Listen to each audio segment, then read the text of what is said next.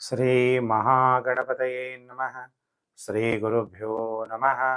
ಹರಿ ಓಂ ನಮಃ ಶಿವಾಯ.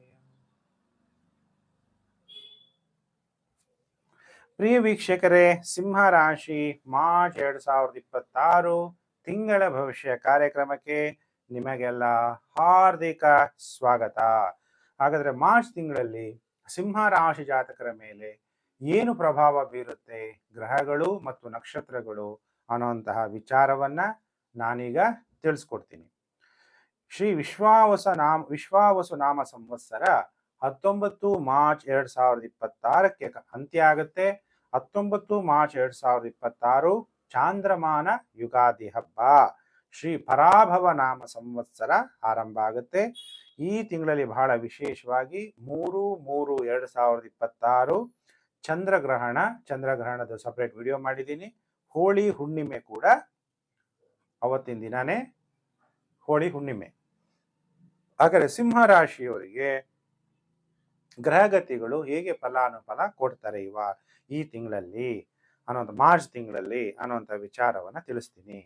ಈ ತಿಂಗಳಲ್ಲಿ ಗ್ರಹಗತಿಗಳು ಶುಕ್ರ, ಸೂರ್ಯ, ಗುರು ವಕ್ರತ್ಯಾಗ ಮಾಡ್ತಾನೆ. ಶುಕ್ರ 1 ಮಾರ್ಚ್ 2026 ಕುಂಭರಾಶಿಯಿಂದ ಮೀನರಾಶಿಗೆ ಸಂಚಾರ. 14 ಮಾರ್ಚ್ 2026 ಸೂರ್ಯ ಕುಂಭರಾಶಿಯಿಂದ ಮೀನರಾಶಿಗೆ ಸಂಚಾರ. 11 ಮಾರ್ಚ್ 2026 ಗುರು ವಕ್ರತ್ಯಾಗವನ್ನ ಮಾಡ್ತಾನೆ.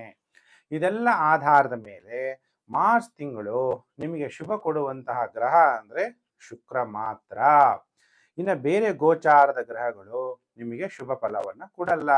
ಹಾಗಾದರೆ ಶುಕ್ರ ನಿಮ್ಮ ಜನ್ಮ ರಾಶಿಗೆ, ಸಿಂಹ ರಾಶಿ ಜಾತಕರಿಗೆ ಶುಕ್ರ ತೃತೀಯಾಧಿಪತಿ ಮತ್ತು ದಶಮಾಧಿಪತಿಯಾಗಿ ಶುಕ್ರ ಶುಭ ಫಲವನ್ನು ಕೊಡ್ತಾನೆ.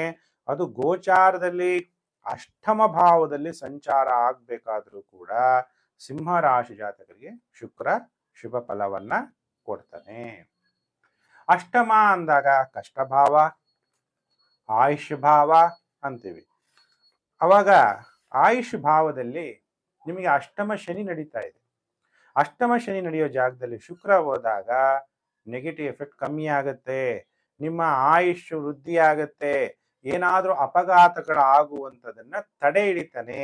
ಕೆಟ್ಟದಾಗೋದು ಕಮ್ಮಿ ಆಗುತ್ತೆ. ಒಳ್ಳೆ ಫಲ ಪ್ರಾಪ್ತಿ ಆಗುತ್ತೆ. ಶುಕ್ರ ಗೋಚಾರದಲ್ಲಿ ಅಷ್ಟಮದಲ್ಲಿದ್ದಾಗ ನಿಮಗೆ ಶನಿಯಿಂದ ಅನಾರೋಗ್ಯ ಉಂಟಾಗಬೇಕಾಗಿತ್ತು, ಅದು ರಿವರ್ಸ್ ಆಗೋಗುತ್ತೆ, ಆರೋಗ್ಯ ವೃದ್ಧಿ ಆಗುತ್ತೆ.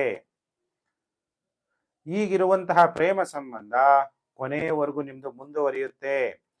ಈ ಸಮಯದಲ್ಲಿ ಸಿಂಹ ರಾಶಿ ಜಾತಕರಿಗೆ ಶುಕ್ರನಿಂದ ಮತ್ತು ಗುರು ಕೂಡ ಲಾಭ ಭಾವದಲ್ಲಿರೋದ್ರಿಂದ ವಿವಾಹ ಯೋಗ ಉಂಟಾಗುತ್ತೆ. ಮತ್ತೆ ವಿವಾಹ ಆಗುವಂತಹ ವೆಡ್ಡಿಂಗ್ಗಳಿಗೆಲ್ಲ ನೀವು ಹೋಗ್ತಾ ಇರ್ತೀರಿ. ಭೂಮಿ ಸಂಗ್ರಹಿಸ್ತೀರಿ. ಉತ್ಕೃಷ್ಟವಾದ ಮನೆ ಕಟ್ಟಡಗಳನ್ನ ಕಟ್ಟುವಂಥದ್ದು. ಉತ್ತಮ ಆರೋಗ್ಯ ಶುಕ್ರ ಕೊಡ್ತಾನೆ. ಸನ್ಮಾನಗಳು ಪ್ರಾಪ್ತಿಯಾಗತ್ತೆ. ಎಲ್ಲ ಆಸೆಗಳನ್ನು ಕೂಡ ಶುಕ್ರ ಈಡೇರಿಸಕ್ಕೆ ಪ್ರಯತ್ನ ಮಾಡ್ತಾನೆ. ಯಾಕಂದ್ರೆ ಶುಕ್ರ ಉಚ್ಚವಾಗಿರ್ತಾನೆ. ನಿಮ್ಗೆ ಗೊತ್ತಿಲ್ಲದೆ ಒಳ್ಳೆ ಉದ್ಯೋಗ ಕೂಡ ಪ್ರಾಪ್ತಿಯಾಗ್ಬೋದು. ಯಾಕಂದ್ರೆ ದಶಮಾಧಿಪತಿ. ಕಷ್ಟಪಟ್ಟು ಕೊನೆಗೆ ಫಲ ಪ್ರಾಪ್ತಿ ಆಗುವ ಸಾಧ್ಯತೆ ಇದೆ. ನೋಡಿ, ಶುಕ್ರ ಶುಭ ಫಲ ಕೊಡ್ತಾನೆ. ಹಾಗಾದ್ರೆ ಜಾತಕದಲ್ಲಿ ಬುಧ ಸಿಂಹ ರಾಶಿಯವರಿಗೆ ದ್ವಿತೀಯಾಧಿಪತಿಯಾಗಿ ಸಪ್ತಮ ರಾಶಿಯಲ್ಲಿ ಸಂಚಾರ ಆಗ್ತಾನೆ. ಬುಧ ಶುಭ ಫಲ ಕೊಡಲ್ಲ. 7ನೇ ಮನೆ ಸಂಚಾರ ಆಗ್ಬೇಕಾದ್ರೆ ನೀವು ಪುರುಷ ಜಾತಕರಾಗಿದ್ದರೆ ಪತ್ನಿಗೆ ತೊಂದರೆ, ನೀವು ಸ್ತ್ರೀ ಜಾತಕರಾಗಿದ್ದರೆ ಪತಿಗೆ ತೊಂದರೆ.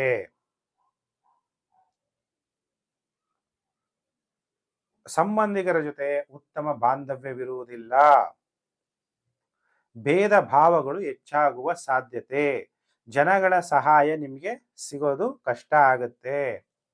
ಕುಜ ನೋಡಿ, ಕುಜ ಸಿಂಹ ರಾಶಿಯವರಿಗೆ ಸಪೋರ್ಟಿವ್ ಪ್ಲಾನೆಟ್, ಚತುರ್ಥಾಧಿಪತಿ ಮತ್ತು ಭಾಗ್ಯಾಧಿಪತಿಯಾದಂತಹ ಕುಜನು ಕೂಡ ಸಪ್ತಮದಲ್ಲಿ ಸಂಚಾರ ಆಗ್ಬೇಕಾದ್ರೆ ನಿಮಗೆ ಒಡಹುಟ್ಟಿದವರಿಂದ ನೋವು, ಬೆಂಕಿಯಿಂದ ತೊಂದರೆ,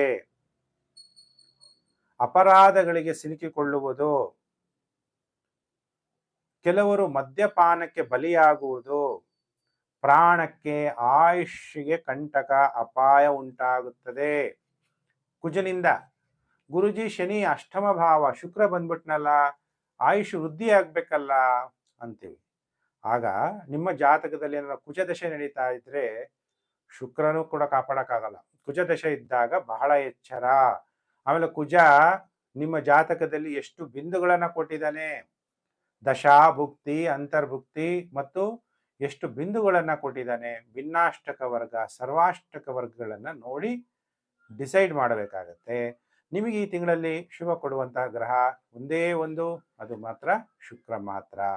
ಹಾಗಾದ್ರೆ ಯಾರ್ಯಾರು ಸಿಂಹ ರಾಶಿ ಜಾತಕರಿದ್ದೀರಿ, ದೇವರ ದೇವ ಮಹಾದೇವನನ್ನ ಓಂ ಮಹಾದೇವಾಯ ನಮಃ ಅನ್ನುವಂತಹ ಮಂತ್ರವನ್ನ ಏಕಾಗ್ರತೆಯಿಂದ ಜಪ ಮಾಡಿ ಶಿವನಿಗೆ ಪಂಚಾಮೃತ ಅಭಿಷೇಕ ಮಾಡಿಸಿ, ನಿಮಗೆ ಈ ತಿಂಗಳು ಗ್ರಹಗಳಿಂದ ಉಂಟಾಗುವ ನೆಗೆಟಿವ್ ಎಫೆಕ್ಟು ಕಮ್ಮಿ ಆಗುತ್ತೆ. ಪ್ರಿಯ ವೀಕ್ಷಕರೇ, ವಿಡಿಯೋನ Facebook, WhatsApp group, Telegram group ಎಲ್ಲೆಲ್ಲಿದ್ದೀರಾ ಅಲ್ಲೆಲ್ಲ ಶೇರ್ ಮಾಡಿ.